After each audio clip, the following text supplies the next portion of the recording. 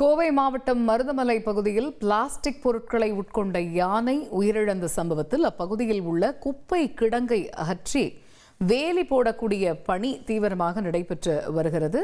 அது தொடர்பான காட்சிகளையும் பார்க்க முடிகிறது. இது பற்றிய கூடுதல் விவரங்களுடன் இணைகிறார் செய்தியாளர் கார்த்திக். பெரும் அதிர்ச்சியை ஏற்படுத்தி இருந்தது யானையுடைய அந்த உயிரிழப்பு. அந்த சம்பவத்தில் என்ன அப்படிங்கிற முழு விவரங்களும் ஒரு பக்கம் இருக்கு. இப்போ அந்த பகுதியில் இருக்கக்கூடிய குப்பை கிடங்கை அகற்றி வேலி போடக்கூடிய பணி தீவிரப்படுத்தப்பட்டிருப்பதையும் பார்க்க முடிகிறது. அங்குள்ள களச்சூழல் என்ன விவரிங்க? வணக்கம். நிச்சயமாக அந்த பெண் யானை மட்டுமின்றி அந்த யானையின் வயிற்றிலிருந்த 12 மாத குட்டி யானையும் உயிரிழந்திருக்கு. இது தொடர்பாக மாவட்ட நிர்வாகமும் வனத்துறையும் இணைந்து தற்போது அந்த பகுதியில் இருக்கக்கூடிய குப்பை மேடை முழுவதுமாக அகற்றியுள்ளனர். தற்போது 40 லட்சம் மதிப்பிலான கம்பி வேலிகள், அதாவது அந்த பகுதியை சுற்றியும் அமைக்க இருக்கிறாங்க. தொடர்ந்து அந்த பகுதியை குப்பைகள் கொட்டாமல் இருப்பதையும் உறுதிப்படுத்துவதற்காக கண்காணிப்பதற்கும் உத்தரவு போட்டிருக்காங்க.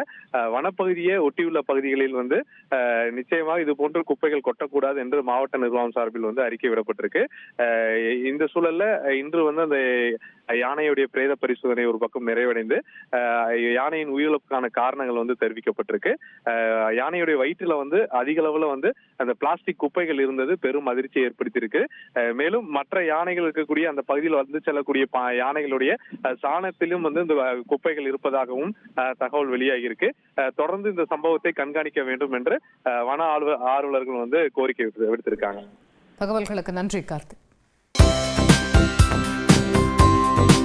தந்தி டிவியை உங்கள் கேபிள் டிவி ஆபரேட்டரிடம் இலவசமாக கேட்டு பெறுங்கள்.